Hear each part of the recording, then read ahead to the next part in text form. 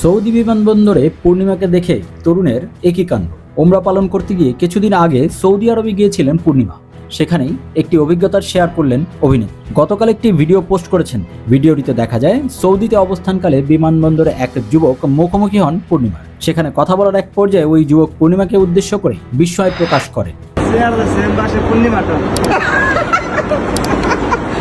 বলেন, চেহারা দেখে তো একদম পূর্ণিমা আপুর মতো লাগছে। সরাসরি নিজের প্রশংসা শুনে স্বভাবসুলভ হাস্যোজ্জ্বল ভঙ্গিতে প্রতিক্রিয়া জানান এই অভিনেত্রী। মজার ছলে পূর্ণিমা বলেন, আমাকেও সবাই বলে আমার চেহারা নাকি দেখতে পূর্ণিমার মতো লাগে। তাদের এই কথোপকথনের ভিডিওটি সামাজিক মাধ্যমে আসার পর থেকেই অনুরাগী ও সাধারণ নেটিজেনরা বেশ উপভোগ করছে। মন্তব্যের ঘরে কেউ কেউ বলছেন, চিরযৌবনা এই নায়িকার চেহারা উজ্জ্বলতা যেন সময়ের সঙ্গে আরো বাড়ছে। ইবাদতের উদ্দেশ্যে সৌদি আরবে গিয়েছিলেন পূর্ণিমা। সেখান থেকেই মাঝে মাঝেই বিভিন্ন মুহূর্তের ছবি ও ভিডিও শেয়ার করে ভক্তদের সঙ্গে যুক্ত ছিল।